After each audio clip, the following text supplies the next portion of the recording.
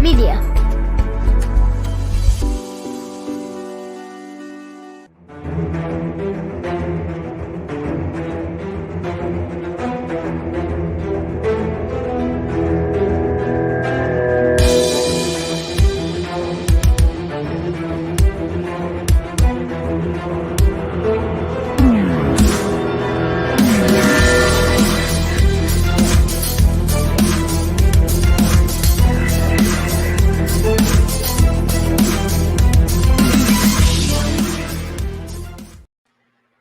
Hello, everybody. Welcome to another episode of the Kansas Missing and Unsolved podcast. As usual, it's me, Ricky Chabruggy, and my buddy Derek over there. How you doing, Derek? Doing good. How you doing, buddy? Doing all right. It's been a pretty hectic day, but I survived. Right, man. Right. It's been wild, buddy. Look here, we got Michael Perry in the house. What's up, buddy? Good to see you. Good to see you. Lori Hayes from Hayes. Always love seeing her. Awesome. We got Parsons, Kansas in the house. There's that. We should send Brandon Star Boomer's flyer. Star Boomer is missing, is in the house. Yeah. Southeast. So can you hear my fan? Is it really loud? No, actually, I had to turn my volume up so I could hear you a little better. Okay, maybe I need to get this a little closer to me. Okay, so yeah. That's what's up, Jason Pfeiffer, Leroy, Kansas in the house. We got some people coming into the house. We got an action-packed show for you tonight. Alicia Perez in the house. I wanted to talk about something tonight, Ricky. Trisha Arnold over in the YouTube lands. Thank you for holding it down over on YouTube, Trisha. I wanted to talk about something. Today I read an article that said that they had found the what's his name? The Zodiac killer. Really? I hadn't seen that yet. It's so it's some guy. They say they have irrefutable evidence. He died in 2018. He's like some big military guy. But they have like irrefutable evidence that it was him. And this is from a comedy page, but this is very serious. Now that they have his name is right here. It's Gary F. something is his name. I can't read it there, but he had made a comment on reviewing a Ted Bundy film, saying that in his comment he was saying that Ted Bundy was an overrated serial killer. I mean, this is crazy. This guy walked around with us until 2018, and like now they're saying they know who the Zodiac killer is. So that's I didn't think that. I wish he would have been alive when they found him. Never mind. That's. Oh, I hadn't heard that. I wished I would have heard that. I would like to read it more into that. Yeah, I just forgot about it until just now. I saw that meme on there where he was making fun of the other Ted Bundy. He was saying he was an overrated serial killer. Oh man. Yeah, that was on Coast to Coast AM last night. I love Coast to Coast AM. You ever listen? You don't. Yeah, you're up a little late sometimes, aren't you, Ricky? You ever listen to Coast to Coast? Sometimes, yeah. It's not a bad, it's got the sci-fi, the the aliens, all that stuff. I like it. It's my kind of thing. Yeah. Right. So yeah, that's some big news. But also in big news, this Cassidy Rainwater situation going on. That's huge. Yeah. I'm gonna pull up the sheriff's office page. Because they put out a big statement on misinformation and rumors and stuff like that. And he was just like really not too pleased about it. So let me pull that up real quick. I was reading it earlier when I was down at the laundromat doing my laundry. Oh, what fun. Right, yeah. Yeah, this is and I saw it on TikTok. Yeah, Brandon, our producer, sent me a TikTok video today. And usually I don't really click on TikTok links because like it makes my phone up, but I figured it out how to get there. And this girl, I wish I would know her name. If Brandon, if you know who she is off the top of your head, PM me in the DM and I'll give her a shout out. But there's a TikToker, she's covering this case, and she's kind of saying like, why isn't this headline news right now? Why isn't everybody talking about Cassidy Rainwater and what's going on over there? And we like to try to avoid speaking in rumors, but at this point, there's just so much coming out. But anyway, Ricky, you go ahead and tell us what the sheriff's department's actually saying is going on right now. I'm waiting on the page to load real quick here. It's the Dallas County Sheriff's Office in Buffalo, Missouri. Is what it is, and it's pretty lengthy, but I'll read it here. It says, addressing fake news, there's a lot of misinformation rumors regarding the Cassidy Rainwater case being circulated across social media and various news platforms. While I understand the impatience and curiosity of the people, I'm going to give you a piece of advice. It is not a good idea to listen to a crime reporter / blogger or TikTok videos that is sitting in their apartment or on their mommy and daddy's basement eating great value Chiefs puffs and drinking box wine with grand intentions of being a social media superstar. If you're hanging on every word in this type of crap, believing it to be fact, you're living in a fantasy world. There isn't a TV series and movie where we go to commercial break and have lab results in 15 minutes. Searching a crime scene for 7 days, 24 hours a day takes that long, 168 hours. 99.999999% of what has been posted to social media is crap. Law enforcement officers must play within the rules of the American criminal justice systems. While the system has its faults, it's still the best system in the world. We are judged by a jury of our peers with a judge presiding over the case, a prosecutor who presents the case, and a defense attorney who defends their client.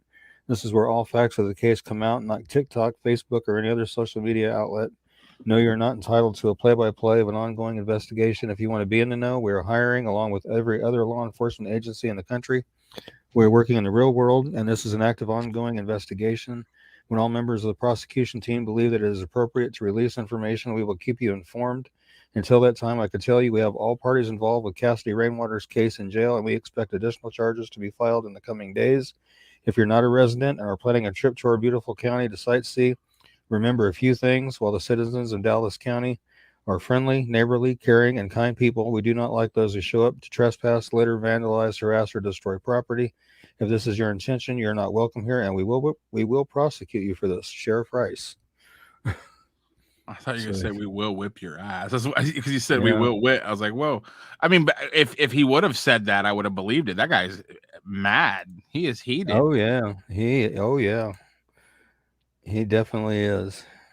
I mean, but at the end of the day, I mean, I heard, like if you look at what this episode is labeled, that was from a television station. It was right. There's and it does say rumors. We wanted to make sure that the ad said rumors, but there's rumors of there's been no official confirmation of any of that cannibalism or stuff like that. So no, I mean, and what I heard on the TikTok, and I was shocked when I heard it, but yeah, there we go. Heather True Crime. And it was an entertaining TikTok, but I don't know if it was accurate or not. But I mean, if what is going around social media is happening in the Cassidy Rainwater case, then they're gonna make movies about it, because I mean it's getting pretty wild with the stories and what they're saying is going on. I mean, the facts that we do know is that she went missing back sometime in July. She was reported missing, I believe, in August.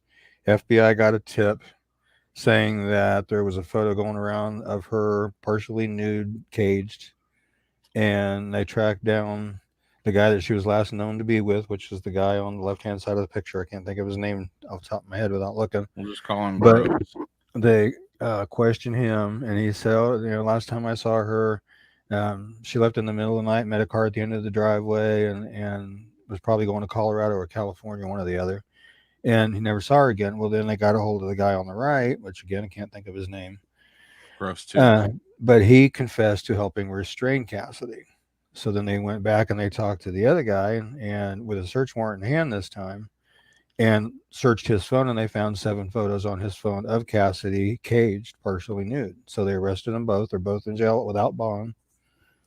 And just within the last couple of days, the last thing I saw was the house that all this supposedly took place in. Somebody torched it to the ground. So they just destroyed any potential evidence that was in that house. Has just been destroyed. I try not to be a conspiracy theorist, but I mean, when you hear this, you hear like all these things that are happening, and you hear, oh, the house burned down last night. How? I don't know. It's just weird. It just burned down. It was just sitting there, and the next thing you know, it's on fire. I mean, what are the odds that house just happened to have like an electrical fire? When all this is going on, I just don't believe that. I don't believe in fairy tales. I feel like think somebody bought into the rumors and went out and said, well, we're just going to burn this house down. Yeah. Dennis says the rumors really hurt and cause law enforcement to have negative feelings and interaction with civilians and search teams. Yeah. It's and I've been watching it real close, trying to see if any other information has surfaced or any other updates, and I haven't seen any yet. I haven't made a flyer yet because there's been so much coming out so fast, and I haven't been able to track down her height, weight, hair, or eye color. So I've been kind of holding off a little bit. Right. Yeah. But you can't make this up on TV. I really pray that those rumors are not true, but at this day and age, you never know. You never know, man. But yeah, you never know. Let me see. Michael Perry Jr. wants to know anything on Donna Walters. I haven't really checked in with Chilling with Chet on YouTube. Let me actually do that real fast here. I know he did that big search. It was on a Sunday 2 weeks ago, I believe it was, because it was on a weekend that I was working, and I was off this last weekend, so it had been 2 weeks ago. And I've been watching for updates, and I haven't seen anything quite yet. But let me take a peek on his YouTube, because if he has it anywhere, he's going to post it there. So right, we'll get an update on that. But while we're looking that up, folks, we do got a lot of show for you to get through. If you can do us a really big favor and hit that share button and get some more people here. Let's bring some people home. You're watching the Kansas Missing and Unsolved podcast. We'll be right back after this.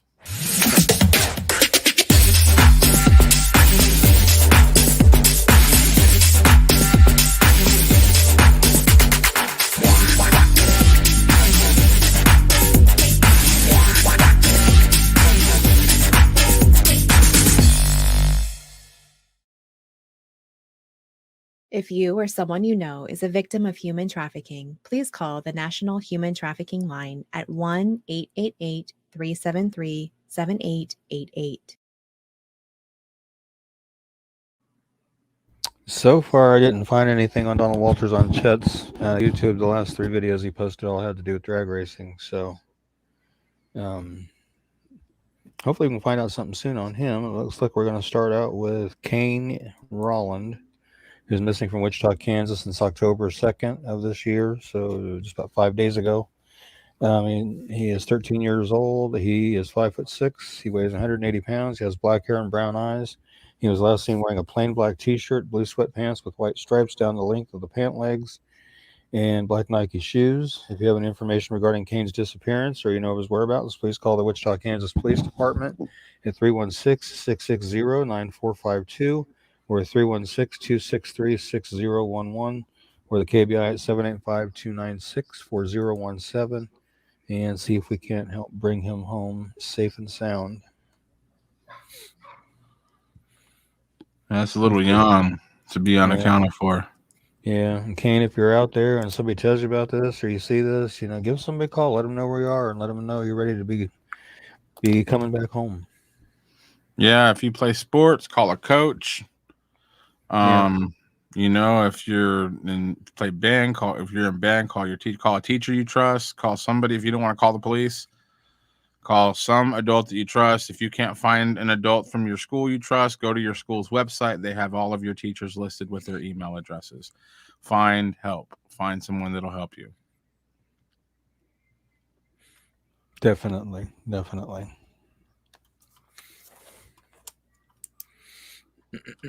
Michael says he's afraid Donald's deceased.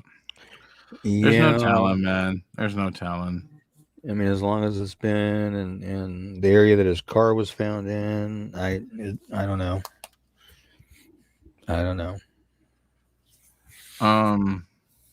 We did get Star Boomer's flyer added. Yeah, we did. Okay. Did you have hers pulled? So you want to go ahead and cover I do. Stars? I made a real quick update to the age now on it because I needed to do that, so I did it. Okay. Awesome. So I got that one coming in. Let me go ahead and move this up here. Okay, here we go. Go ahead. Okay, Star Gail Boomer missing from Kansas City, Kansas since February 23rd of 1999. She was 39 when she went missing. She would now be 61. She's 5'4" to 5'5", weighs 140, blonde hair, blue eyes. She visited Uncle Mike's, now called Nobody's Business, in Kansas City, Kansas, near her own residence on February 23rd, 1999. She went there with a roommate, Carolyn Marshall. Marshall stated that while they were at the bar, a male stranger walked up to Boomer and threw her off the bar stool for no apparent reason and without speaking to her. Boomer got up and insisted she was all right, and her attacker was forced to leave the establishment. Marshall left after finishing her drink. She asked the bartender to keep an eye on Boomer, whom she planned to pick up later. When Marshall called the bar later that day, she was told Boomer had already left with 2 men. She's never been heard from again. Witnesses at the establishment told authorities that she was involved in an altercation with another patron during the evening. The individual is believed to be a career criminal with a history of violent behavior towards women. He allegedly knocked her to the ground and beat her, causing her to lose consciousness. She's never been heard from again. Authorities believe she may have been murdered in the bar and her body hidden in another location. In October 1999, 2 local men, William Eugene Gino Spradlin and Robert Franklin Butch Horn, were charged with second-degree murder in Boomer's case. Both suspects have extensive criminal histories and have served time in prison. The murder charges were later dismissed because over a dozen witnesses to the alleged crime refused to testify against the defendants. Her case remains unsolved. Foul play is suspected in Star's disappearance due to the circumstances involved. If you have any information regarding Gail's disappearance or you know her whereabouts, please call the Kansas City Police Department at 913-573-6010 or 913-596-3000 or the KBI at 785-296-4017. And see if we can't help bring Star home. So I know there's a lot of people missing Star. Yeah. And Star Boomer is missing. You are very welcome. Yeah, that's just been way too long. Yeah, definitely. And you know, I mean, just from what I covered, I mean, there was over a dozen witnesses to what happened. And so hopefully one of those dozens of witnesses will speak up and say, hey, here's what happened. It makes you scared. It makes you wonder what they saw that was so scary that made them stay silent about this going on 20 years. Yeah, definitely. You know, like if I saw something, I would have to be pretty scared not to speak up about something like that. But if you see somebody harm somebody to death, you might be like leery of crossing them. You know what I mean? Right. I don't know, but I mean, if there's dozens of witnesses, say something. I mean, it's been too long. Like, what are we scared of now? Star's case is certainly one that someone or multiple people know something. I completely agree with you, Diane. I agree I too. do agree. I definitely do. And it's time for somebody to break their silence and speak up. Yeah. Let me see. Okay, let's go ahead and talk about this one. We have Inez Henley and Emmon Henley. Okay. Let me take a real fast peek and see if there's any updates on their case here real quick. It's out of St. Louis, Missouri. And my brother actually brought that one to my attention last night. See, Star says she thinks the 12 people in the room are dead now. Really? That would not be good. Again, not a big believer in coincidences. Right. Oh, okay. There's an update on St. Louis County Police Department. They have been located safe and healthy. Okay, we'll take them out. And are now with our officers. Thank you for your assistance. And that was 7 hours ago, actually. Well, we will feature these 2 cuties on next week's Located Safe. Right. And we are glad that they are home. Yeah, I haven't had a chance to check on them today with everything going on. So, well, that's cool. I'm glad they're home. Yeah, me too. We'll put them on next week's video. That'll be really fun. I mean, it was interesting because initially they were saying that the parents nor the Department of Family Services knew where they were at. So it was like, that's interesting. Lord Thomas says great news. Yes, that's awesome. It is definitely great news. There's many cases you see where there's, children that young involved, and a lot of them don't have happy endings, unfortunately. But I'm glad this one did. Right. All right. So where are we going to next? So next we are going to talk about, is it Natalie? Yep, Natalie Lands. Let's see here. I'm looking for her. I know I pulled it.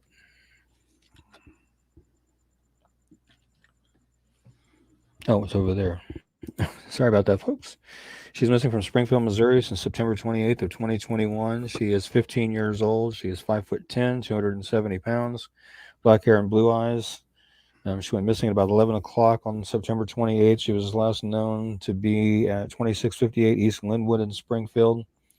Again, she's 15, 5'10", 270 pounds, black hair and blue eyes. She was last seen wearing a purple shirt and black pants. If you have any information regarding Natalie's disappearance or you know her whereabouts, please call 911 immediately or call the Springfield, Missouri Police Department at 417-864-1810, or you can make an anonymous tip to Crime Stoppers at 417-869-8477. Let's see if we can't help get her found and back to where she needs to be.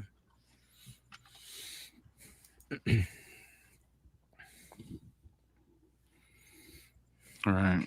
Yeah. It's worrisome when they get to be 15, 14, 13, 12, and they're out there running. They've been gone for a while, and it's just crazy. Right. I don't know, man. Like, I can't. I don't know, man. Like, I just can't imagine. When I was 15, I just can't. I don't know. Knowing what I know now about going outside of my house and going out into the world. Oh, wow. What's this Michael say? Perez says, I've been following all these cases, Ricky Chirag. I haven't forgot about you, and I got a nice list for you. Cool, Michael. I appreciate that. Yeah, awesome. Go ahead and just get it sent to me when you get a chance, and I'll go through it. I just can't imagine, like, being out unaccounted for when I was 15. That would have been terrifying to me. I don't know. Yeah. I mean, maybe at the time I would have thought I would knew what I was doing, but I think even then I knew it wouldn't have been a good idea. I don't know. Yeah. I don't know. I feel bad that, people feel like this is, this is something that they should do, whenever things get tough. And this is a very scary thing to do. Hey, Crystal. Hey, Crystal. How you doing? Better late than never. I'm glad you're here. Wow. Okay. Well, we got any comments? And losing the assailant, you mean the witnesses? Oh, that's we're still talking about the Star Boomer. Star Boomer, yeah. It's Karen right above her, so that's crazy. One surviving. Yeah, a little bit. Only one of them.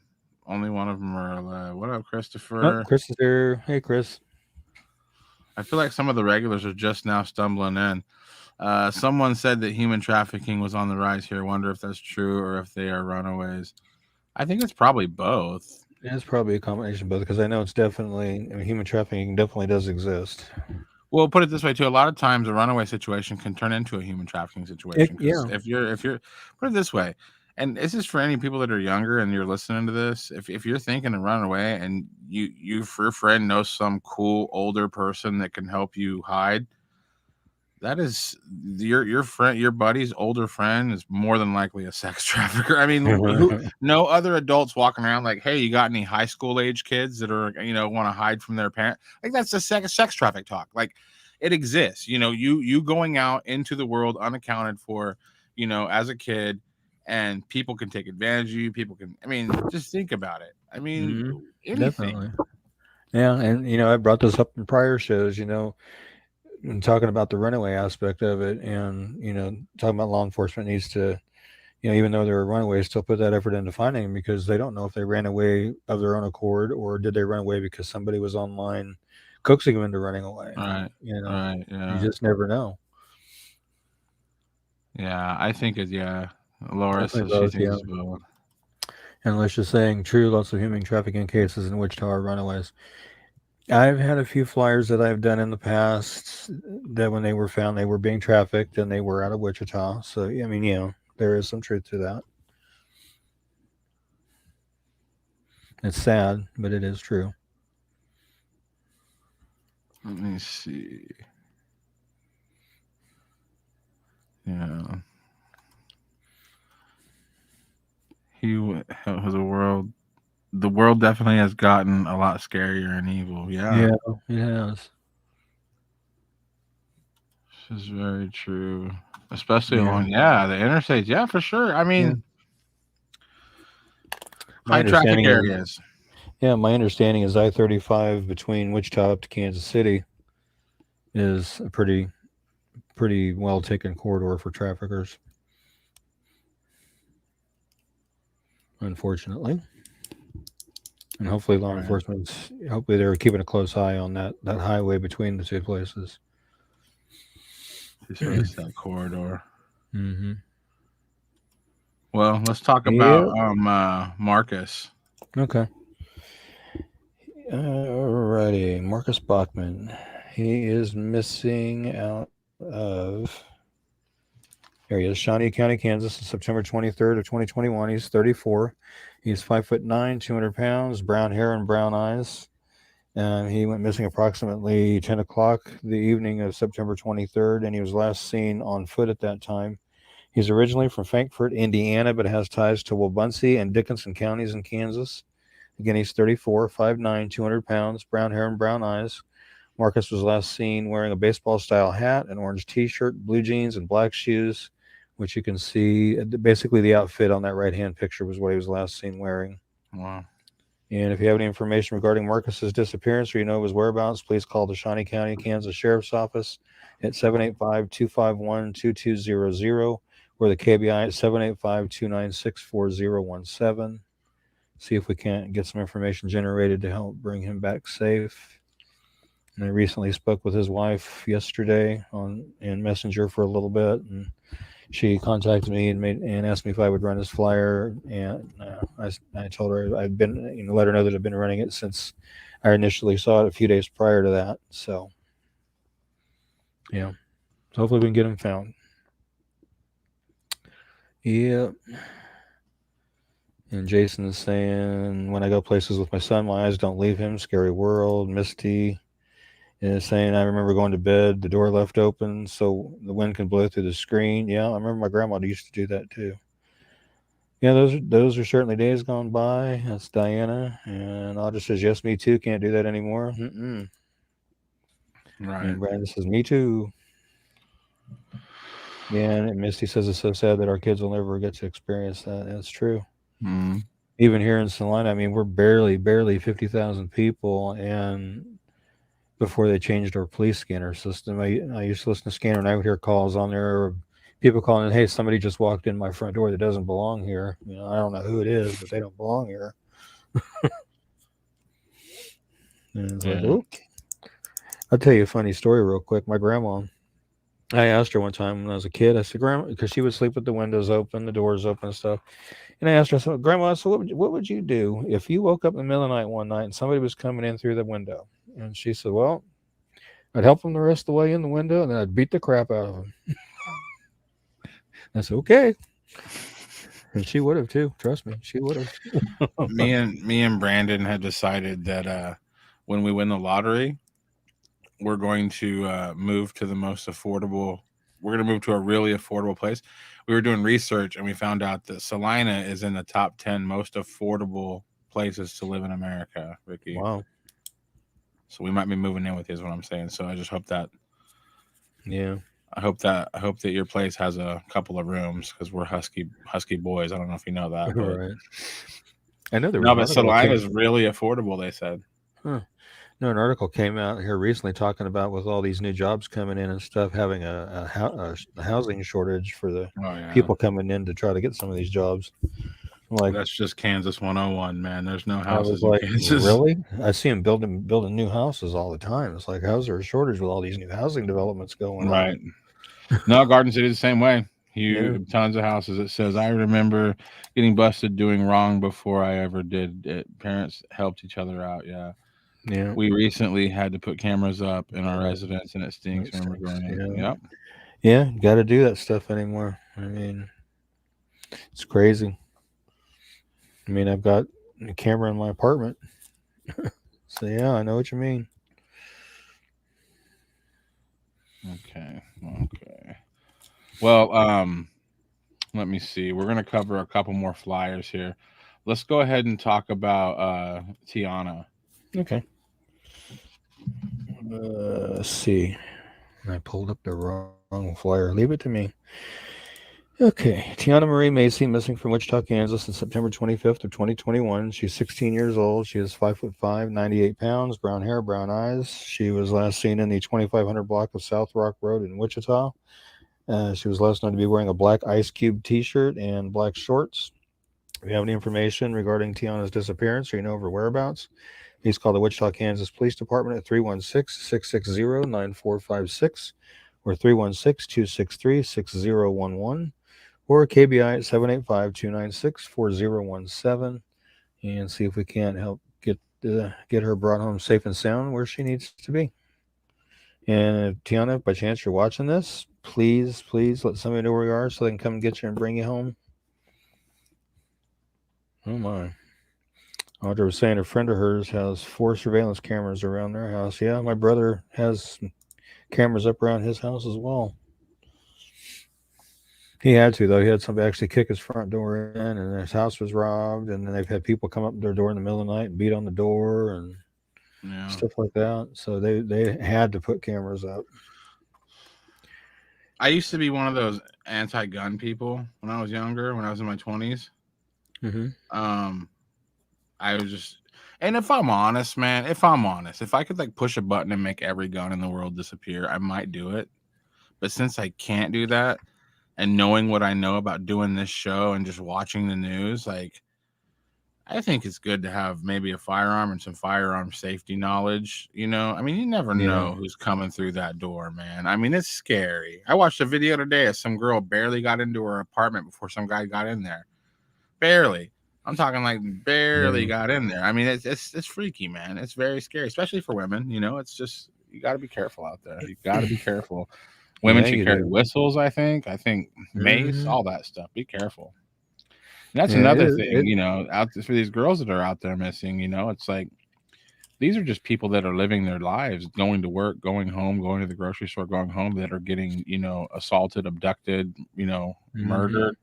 Imagine, you know, you're just out there walking around without any supervision. I mean, this stuff happens to just regular people. Imagine what can happen to somebody who's unaccounted for. I mean, it's just scary stuff. Yeah, it is. I mean, it's definitely hard to be a female in this world, and it's sad because females don't deserve that. You know, they just don't.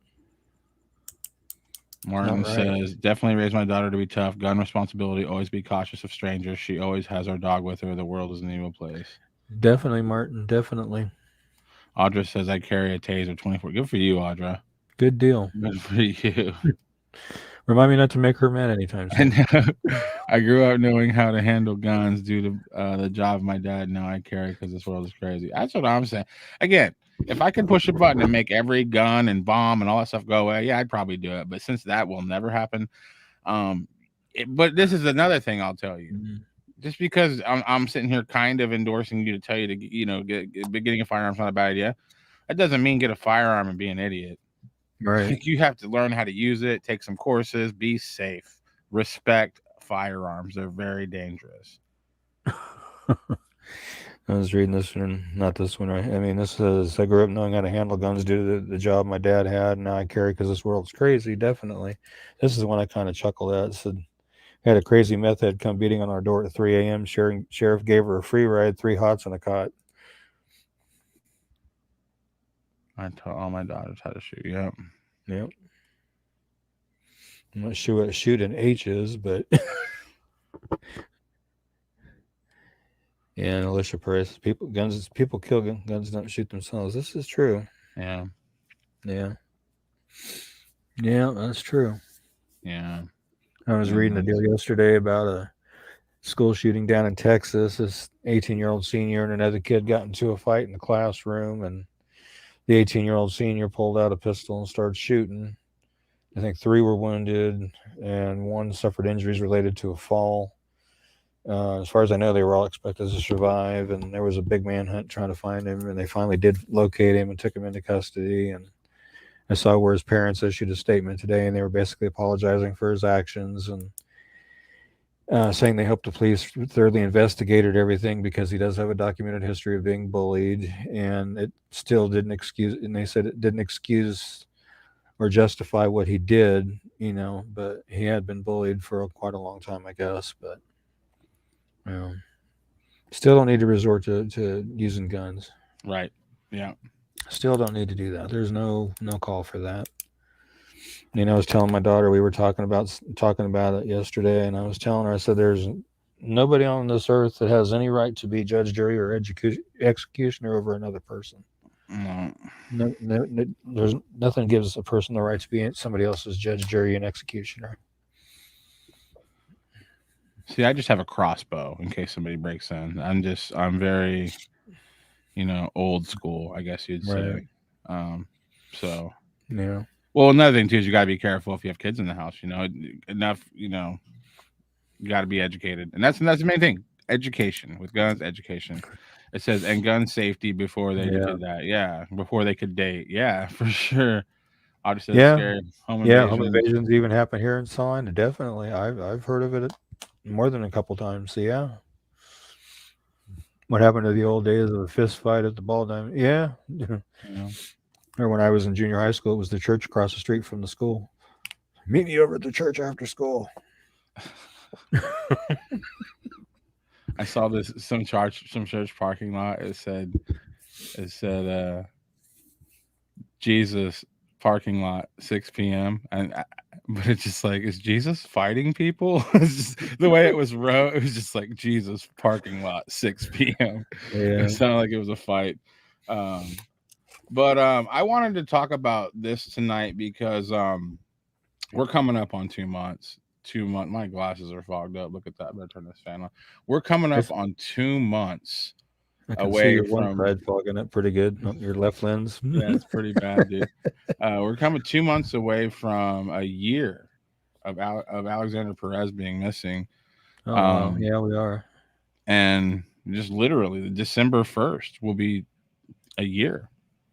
Definitely. And that's scary. Usually when we do this show every week and we have somebody on, and maybe 3 or 4 weeks will go by for most of them, somebody will find them, but this one is just one that's been heartbreakingly just no movement really, other than pretty much what we shared the first day we shared the flyer. Yeah. And he's been missing from Ulysses, Kansas since December 1st of 2020. He's 35, 5'11", 235. He's got black hair that he shaves pretty much bald and brown eyes. He had contacted a family member via telephone on December 1st and advised he'd be coming over to do some laundry, and he never arrived at that family member's home in Ulysses, and he's not been heard from or seen by family since that time. And he had been staying with family and friends prior to his disappearance. It was believed at that time that he may still be in the local Ulysses area, or he may be in Garden City or the surrounding areas. And as we've touched on prior, there's been a lot of stuff coming out pointing in a not good, in a not so good direction regarding him. And we hope it's not true. We hope and pray it's not true. But again, he's 35. He's 5'11". He weighs 235 pounds. Just black hair that he shaves off and brown eyes. He has a tattoo of a bumblebee on his face underneath his left eye. You can see that in a couple of the pictures up there. He has Perez tattooed on one of his arms, and he has a tattoo of a cross and a chain on his chest, which I was grateful that I was sent those photos. They were found on another missing person's website or Facebook page and sent to me, so I'm very appreciative of that.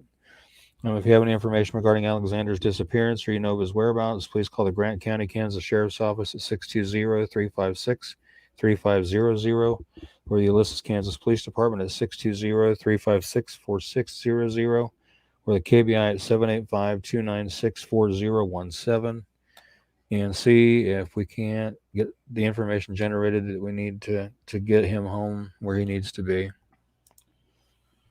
Yeah. For those of you watching, I meet a lot of people doing this show that are true crime enthusiasts as well. And I have a friend named Melissa who's a true crime enthusiast. I've been getting to know for the last 6 months a little bit. And she's really big into true crime. She that's pretty much all she's into, but she's actually related to Alexander Perez, and that's how we kind of met. and she's actually here with us backstage. I'm actually going to bring her on and ask her a couple of questions. Melissa, whenever, December 1st, 2020, how many days go by before things start being taken seriously that maybe Alexander's like something's going on? I think the family pretty much knew right away. It took a while before any reports could be filed. They were just kind of thinking he might be off and doing his own thing for a little while. But, after about 2-3 weeks went by, then the family really knew something was wrong. Right. And Ricky, do you remember like what time we heard about it? Because I'm guessing we didn't hear about it right away. Because I'm sure, like you said, if it sounds like it didn't get taken that seriously at first. I can give you a roundabout idea. Give me just a second here. Okay. I just remember. So, are you saying like that? Like for that first couple of weeks, there wasn't like was it just the family? Like you said, the family right away, but was it like local authorities didn't? They were just like, he'll show up, basically, or basically, yeah. I think that was kind of the thing for a good at least 3 weeks. Right. Okay. The first, go ahead. The first flyer that I made for Alex was on January 14th. Okay, so he had been missing for a while before we even heard about it, and we're going. I guess describe what the family's been like since December 2020 to now. Like what's changed and what's all went down in the last year. I mean, nothing with the case really, but just like with the family and how they're dealing with it and everything. It's really hard to see the pain the family's going through. It's really hard for them not knowing. That's really hard on them. September 7th, we actually, had pizza at his sister's house for his birthday. And, people just kind of sat around and talked about him, but it's hard to see the pain and what they're going through. Right. Yeah. So did me and Ricky never met him, obviously. We found out about him because, what happened. Were you pretty close with Alexander? Or? I wasn't real close with Alexander. His sisters, I'm really close with them. Okay. And his moms, and I've been part of the family for over 20 years, so they all mean a lot to me. And to see them hurt, you never want to see a family member hurting. Right. And we're big fans of Irene on this show. She's one of the reasons we share this flyer so much. I haven't seen her tonight, but a lot of times she'll come in here each week, and say what's up. How do you feel like? How do you feel like she's really taking this? I mean, as far as this is her boy. I know she's heartbroken. Her and Mary both. I mean, it's tearing them up. And I know, they had the National Sons Day here recently, and they had both posted, just really heartbreaking posts. And, one of them saying, "I hope I told you enough that I love you." And it hurts. That's sad. And no parent should have to wonder where their child's at. Right. Yeah. Was there, knowing Alexander, was there ever any times like where he did disappear for a little while, but when they would show up, or did you ever know him to like take off for a few days, or was this like the very first time he was ever unaccounted for? He would go off here and there, but he would usually be in contact with his family or his sisters, someone at least once a week, usually. So that's just somebody. Yeah. And it was, always different people, but there was always someone he was in contact with. Did the family know if he was acting any different the days leading up to, him going missing, or was anybody thinking like, oh, there's something going on with AJ here, or was it just out of the blue? We just didn't see him anymore. It's not actually, he had planned to go do laundry at one of their houses that day. So, I mean, he was still talking to him. So I don't think they really thought much was going on. I mean, just, kind of the norm. So, and then he just never showed up. Right. What's it been like being a true crime fanatic? You've been into true crime for a long time. You're really interested in helping move things along in investigations, as a citizen like me and Ricky. What is it like to have it hit close to home and have the subject be somebody that is part of your family? Well, I guess you hear it all the time about how things are covered, and you have a whole new respect, and we appreciate that you guys have covered him almost every week since he's gone missing. But it's a lot of the inside, and then it's you don't stop thinking about it. You just have to. The true crime part of you wants to figure out what happened. Right. Yeah. So is this one like this one's like obviously personal to you, but I mean, where are you at as far as I guess what emotionally are you sad right now, or are you in the anger sort of emotion? Both. Okay. Sad for the family. Yeah. But mad that someone doesn't have enough of a conscience to say what happened, because we know people know. Right. And people that are supposed to be his friends, you would think they would come forward and say what happened to him. If they were true friends, then why aren't they saying anything? Give that family, give the family some peace. And we were talking about that earlier tonight on a case. You've been hanging out backstage. That there was this case 20 years ago, Star Boomer, and 12 people saw something happen, and apparently only one of them is. It's very frustrating. It's very frustrating to know that people know something, and what's really scary is I don't even think getting them to admit it's enough. I think it's a really tough area for the family to be to prove something, especially when he's still missing. Do you feel like the family has sort of moved on as far as they think Alexander may still be out there somewhere, or where do you think the family's at as far as any hope of him still being out there? Of course, they're always going to have hope that he's going to walk in the door. As a family member, you can't give up that hope. But I think a lot of the families, come to terms with the fact that we may be trying to recover him.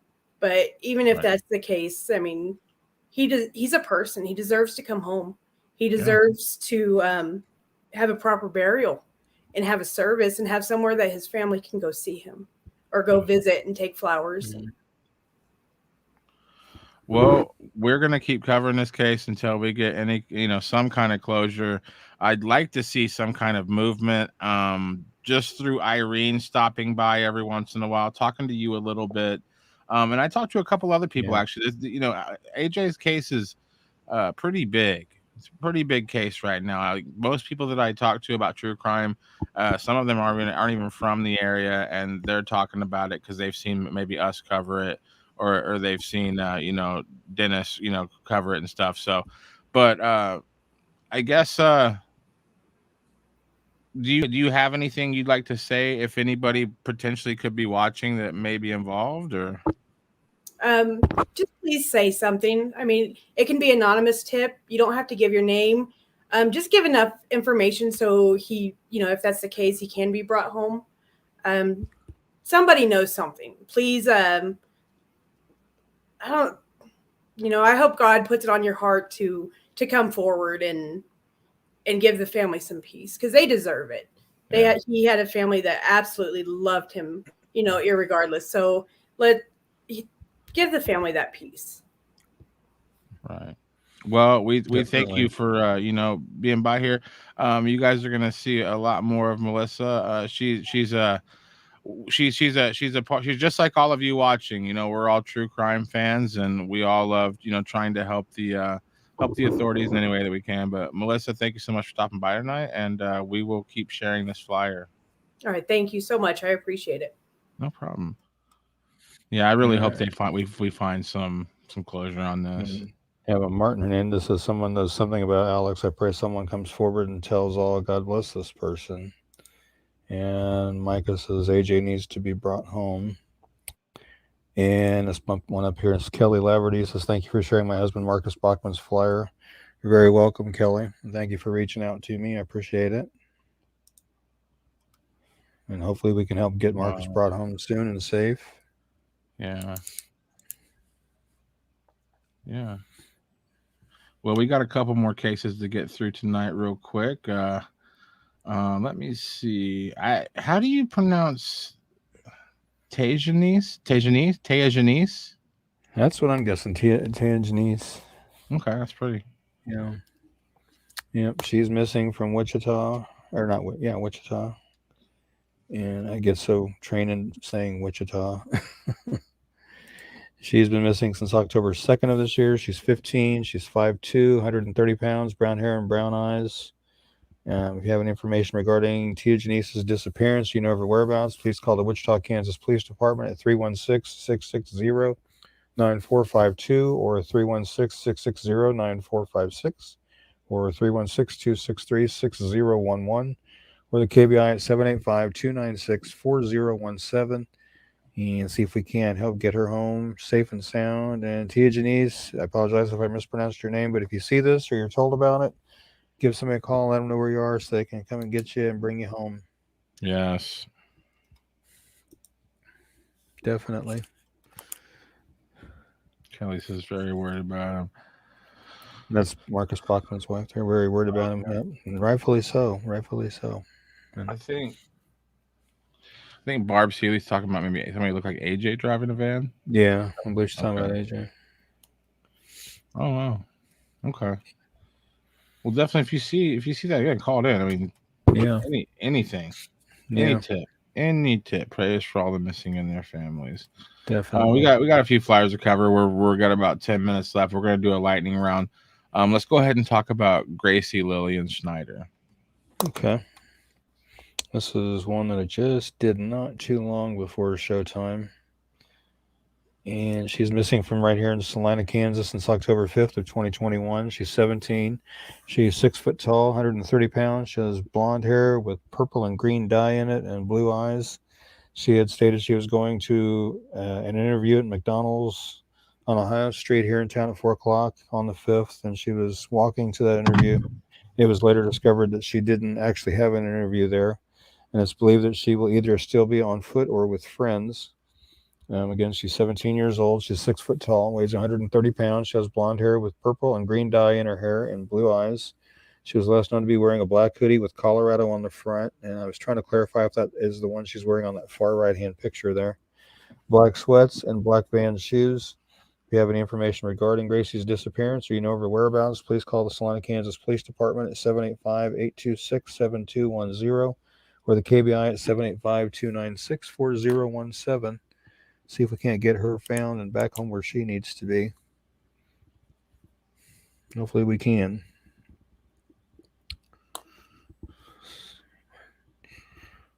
By my count, we still have about 4 left to do. Yeah, let's go ahead and talk about Stephanie Welch. Yeah, that's an older case too. She's been missing since February 28th of 2001. She was 23 when she went missing. She would now be 44. She's 5'8", 190 pounds, brown hair and brown eyes. She dropped her youngest son off at his daycare in Lakin, Kansas at approximately 9:15 a.m. on February 28th, 2001. Earlier, she dropped her older child off at preschool. Authorities believe she drove back to the mobile home she was preparing to vacate shortly afterwards. Stephanie may have returned to the property to remove some of her and her children's personal belongings. She's never been heard from again. She was engaged to Roy Moore in early 2001 and was planning to move out of her mobile home and into his house. She was driving his silver 1990 Mazda 626 at the time of her disappearance. Moore's vehicle was discovered abandoned in the private driveway of a mobile home park in southeast Lakin at approximately 11 a.m. Witnesses said that an unidentified man dressed in black walked away from the car shortly afterwards. Authorities do not believe Stephanie knew anyone inside the park and theorize that someone else drove Moore's car to the location. Her jacket and her wallet, which contained $500, were discovered on the front seat of the vehicle. The wheel wells were covered in snow and mud, and someone drove the car for miles before parking it in the driveway. Moore picked up Stephanie's son from the daycare after she failed to return by 6 p.m. He learned that his vehicle had been abandoned earlier in the day after reporting Stephanie's disappearance later during the evening. An extensive search of the area produced no clues as to Stephanie's whereabouts. Investigators believe that she may have been murdered between the time she dropped off her son and the time Moore's vehicle was discovered. Authorities said that her remains could have been hidden in numerous locations. Several abandoned wells are scattered throughout the area. The man who was seen leaving her car is considered the prime suspect in her disappearance. If you have any information regarding Stephanie's disappearance or you know of her whereabouts, please call the Kearney County Sheriff's Office at 620-355-6211 or the KBI at 785-296-4017 and see if we can't generate the information we need to get her found and back home. I wanted to say something real quick, and we are running out of time. We got to hurry, but the whole abandoned well theory that you hear often when you're dealing with missing people in this part of the country. Yeah. There's a bunch of old wells that are capped off. Well, I did some research because I'm looking into a lot of cases in this part of the country, and I keep hearing this theory. So I actually called some oil people and some gas people, and these holes that they're talking about, that people are talking about, are only 8 inches wide. So not to be disturbing or gross, but the only way to get a body down a hole 8 inches wide is to do things to it. So Right. I think that kind of discounts the whole. I don't think that you're having a lot of people that are being hidden that way. Now there are different types of holes in the oil field, but those are not going to be anywhere near as deep as like an old well. Those are going to be like maybe 60 feet deep if tops that, and it'd be easy to hide a body in that if nobody ever looked there, but that would be easy to find a body. And so the whole out in the old well theory, I think that's kind of, I'm sure it's happened, but I don't think it happens as much as everybody thinks it happens. Yeah. But I hope we find something. There have been potential sightings of Mark Bachmann, but none have confirmed. Possibly seen yesterday at the stoplight at the Walmart at 37th Street and Wanamaker with a sign. He only has the clothing that he's wearing on the right. Okay. Well, thank you, Kelly, for that information. Folks, Ricky's going to read a flyer. Let's really spend some time on this one. We got to find Mackenzie Goodall, folks. It's been too long. Yeah, she's been missing from Wichita, Kansas since July 30th of 2021. She's 13 years old. She's 5'5". She weighs between 155 and 165. She has black hair and brown eyes. And it's believed she may be either in Kansas City, Kansas, Kansas City, Missouri, or the Drexel, Missouri area. Again, she's 13 years old. She's 5'5", weighs between 155 and 165. She has black hair and brown eyes. If you have any information regarding Mackenzie's disappearance or you know of her whereabouts, please call the Wichita, Kansas Police Department at 316-660-9456 or 316-268-4111 or 316-263-6011. Or you can call KBI 785-296-4017.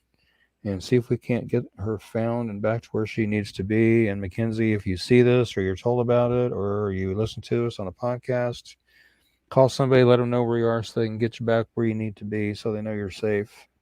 It's been way too long. Yeah.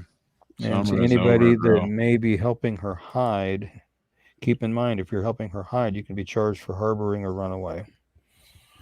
And that's not going to be good for you if it comes to that. So better be thinking twice about doing that. And this girl's 13 years old. Mm-hmm. So anybody hiding her, you are out of your mind.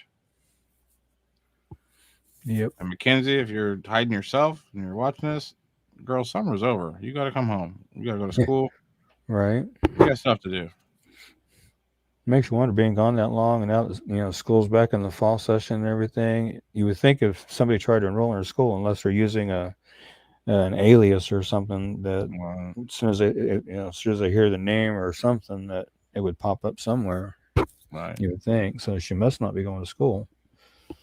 I wouldn't think. I could be wrong. Probably not. Let's talk about Zebediah. All right.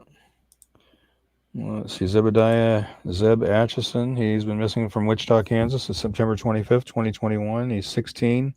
He is 6'1", weighs 160 pounds. He has brown hair and brown eyes. If you have any information regarding Zeb's disappearance or you know his whereabouts, please call the Wichita, Kansas Police Department at 316-660-9456 or 316-263-6011 or the KBI at 785-296-4017.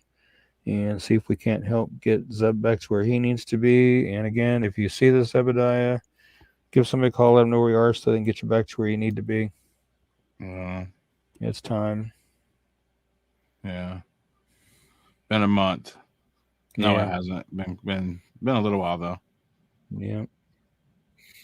Definitely. Y'all, we got one more flyer to cover, and then we got an awesome located safe for you tonight. So you're gonna want to see this. Definitely. You're going to want to see this. Brandon's been working overtime here, folks. Let's talk about Dana Jane Bruce. Okay, I've got to pull her flyer because I was expecting Colby Bosley. Oh. No, that's okay. That's okay. Let me get up to Bruce's flyer here. Not a problem. I just got to locate it. Just located it, so we're good. If I can get the thing open up for me. Okay, she's been missing from Sedalia, Missouri since October 4th of 2008. She was 23 when she went missing. She would now be 36. She is 5'2", 98 pounds, brown hair, and green or hazel eyes. She was last seen at her children's babysitter's home in Sedalia, Missouri. She had left the children there earlier that day so she could go out for the evening. She returned at midnight, gave the babysitter more money, and asked her to watch the children for the rest of the evening. Dana was seen at the Malone's Bar on Main Street with a young man driving a late model red Ford F-150 truck earlier on the night of her disappearance. She left with him at about 11:30 p.m. Police have identified the man that Dana was with on the night she vanished. He traveled to Atlanta, Georgia after her disappearance, and police questioned him about Bruce after he was arrested there on unrelated charges of marijuana possession and driving on a suspended license. Authorities haven't named him publicly, but they are calling him a person of interest in her case. He told his questioners that he and Dana parted ways after they left the bar, and he never saw her after that. She left all her belongings behind, including her hairbrush and toothbrush, and she doesn't have any credit cards, debit cards, checking account, a cell phone, or a car. At the time of her disappearance, she was 23. She'd now be 36. She's 5'2", 98 pounds, brown hair that was colored brown at the roots and black at the ends with red highlights, and green and hazel eyes. She was last known to be wearing a black shirt with the word Rebel in silver lettering on the front and blue jeans. She has a tattoo of a teddy bear with wings with the name Dylan on her her upper left arm. She's blind in her left eye. She has a 2-inch scar along her lower spine and a staple scar on her right shoulder. Her ears are pierced one time each. If you have any information regarding Dana's disappearance or you know of her whereabouts, please call the Sedalia, Missouri Police Department at 660-827-7823 or 660-826-8100, or the Missouri State Highway Patrol at 573-526-6178, or their toll-free number 866-362-6422. And see if we can't get some information generated on Dana's case and help get her found and brought home. I carry pepper spray with me ever since my niece Dana Jane Bruce disappeared 13 years ago on October 4th. Yeah. Yep. And real quick before we do the located safe reel, I got a quick update on Ashley Freeman and Laura Bible. I got an update on their case real quick. OSBI Special Agent Tammy Ferrari and District Attorney Gary Stansell have identified a new search area more than 20 years after they disappeared. The new area is based on information released from Ronnie Busick. Busick was sentenced to 10 years in prison for his involvement in the crime. Busick's information was corroborated with David Pennington's stepdaughter, who lived with him at his home. That address is the target for Friday's search. Pennington's stepdaughter also said he forbid anyone from entering the home's cellar. Pennington and Phil Welch were the other two suspects connected to the crime. They are both dead. Freeman and Bible were kidnapped on December 30th, 1999. They were not immediately killed and were sexually abused before they were murdered. Freeman and Bible's bodies were never found. The new search is scheduled to take place tomorrow at 10 a.m. in Pitcher. Laura's mother and other members of the Bible family will be there. So there's a quick update on their case. Just kind of wanted to get that out there so everybody knows that I'm keeping track on a lot of stuff. And here's some more information on Marcus Bachmann from his wife. Has warrants out of Indiana. He may be hiding where there aren't a lot of people, parks or campgrounds, storage units, garages, parking garages. He has a large tattoo on his right leg and a Superman emblem tattoo on his left leg. Surgical scar on his front of his head from having a cyst removed. He has a history of huffing air duster and alcohol abuse. I can't upload a pic of the larger tattoo. Okay. If you can get it uploaded, or if you can email it to me at kansasmissing&unsolved@yahoo.com, that would be good, and I can add it to the flyer. And I can also add the tattoo and all the scar information as well.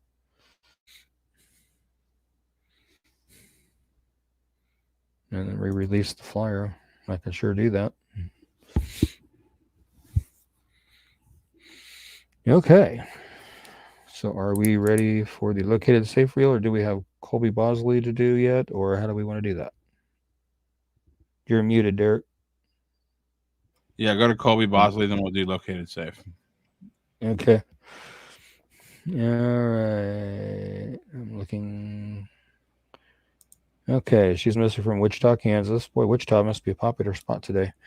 Missing since September 24th of 2021. She's 19 years old. She's 5'4", 175, light brown hair, brown eyes. It's believed she is in the Waco, Texas area. And again, she's 19, 5'4", weighs 175, short light brown hair and light brown or hazel eyes. If you have any information regarding Colby's disappearance or you know her whereabouts, please call the Wichita, Kansas Police Department, 316-660-9456 or 316-263-6011. Or the KBI at 785-296-4017, and see if we can't get her found and back to where she needs to be.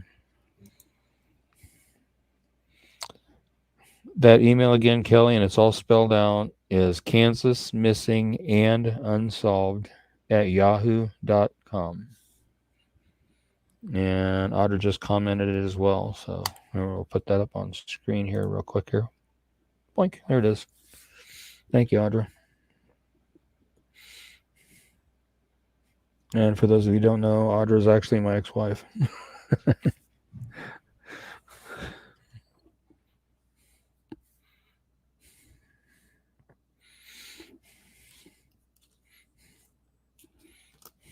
People have called her and I strange and abnormal because even though we're divorced, we're still good friends. We still communicate quite well. So they call us strange and weird and abnormal, which is fine. I don't mind. Well, you know what the tough thing is, Rick? Me and Brandon can't even get our current wives to listen to this show, and you're getting your ex-wife to listen. So I mean, you're doing things beyond what we're doing here. So Brandon's backstage laughing. Well, hey man, speaking of Brandon, yeah, the great Brandini, with he might have heard him called that 100 years ago back in the day. But he's got a really great located safe for us tonight. We'll be right back. You're watching the Kansas Missing and Unsolved podcast. We'll be right back.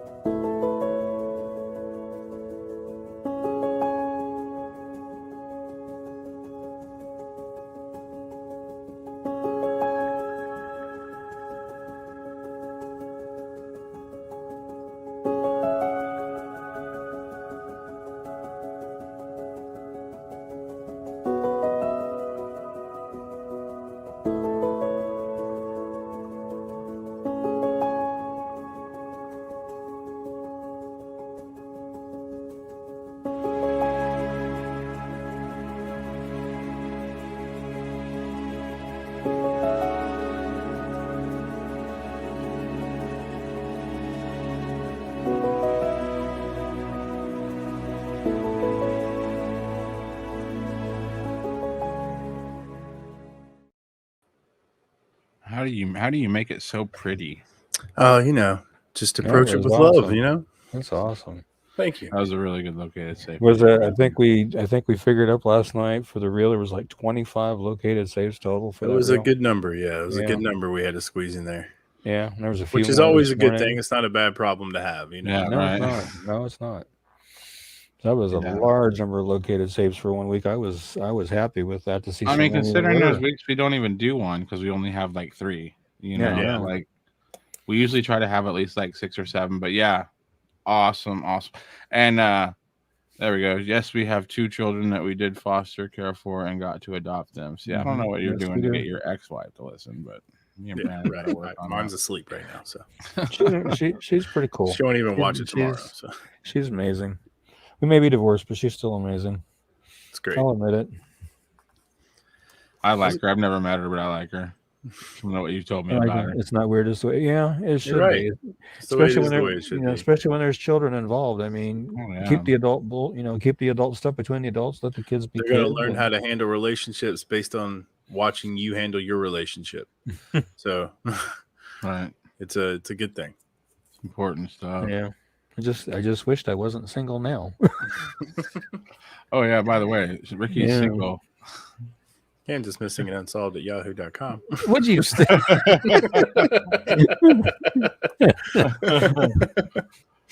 Yeah, stop it, Brandon. Stop it. Jeez. Gosh, gonna make me blush. Quit it. It was a great show tonight. Great show. Really good. Yes, it was. That was a good thank show. Melissa for being a part of it. Yeah. I'm hoping I'm hoping we don't hit the year mark. I'm hoping we don't hit December 1st. Our family. I'm not sure I'm going to say this right. Candelario or Perez. Our family won't get any closure until we bring AJ Perez home, and that's true. I agree with that. Kelly says she sent you the email. Yep, she did. And then my ex-wife said I'm blushing.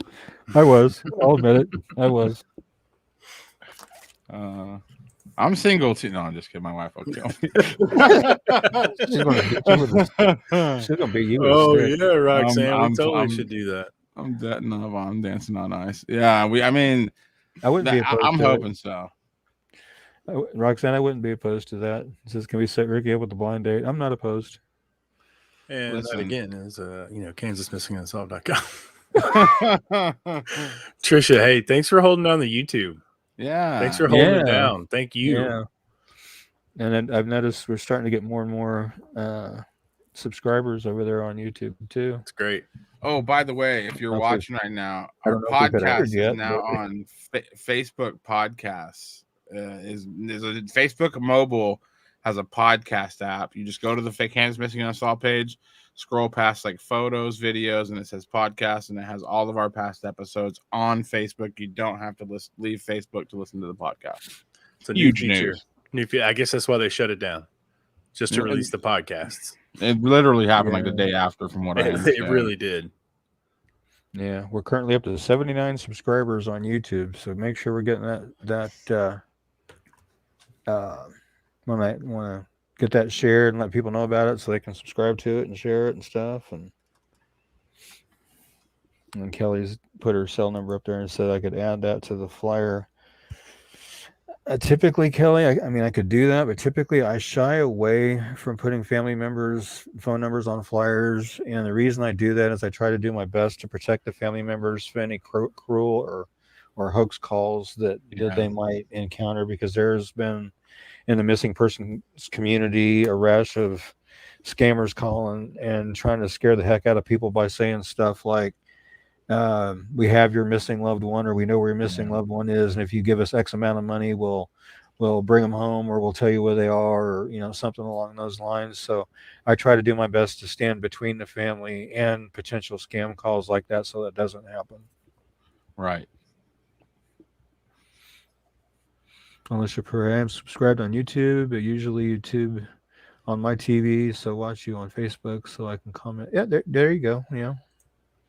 In the last week, we've had 231 downloads on Apple Podcasts. Sweet. And yesterday, just yesterday, we got 122 downloads on Facebook Podcasts. And then our third biggest place we're at is iHeartRadio, and then coming in fourth place is Spotify, and then we're pretty much on every podcast platform you can think of. But yeah, those are the main ones that most people are listening to the show on. But Apple Podcasts, for a lot of people on the iPhones listening. Yeah, Nikki C was asking if we're going to cover the Cassidy Rainwater case. We did discuss her case at the top of the show. If you want to catch the replay after the show. But basically, we covered the information that's known as far as, that she The went missing facts. back in July and was reported missing in, I believe it was August. And then the FBI got an anonymous tip that a photo was surfaced of Cassidy caged, partially nude, and the 2 suspects that were arrested, and the fact they found more photos of her caged on the one's phone, and the fact that the house has now been torched. So, I mean, we've covered the facts that we know, and I did read a statement from the sheriff over there in Dallas County, Missouri.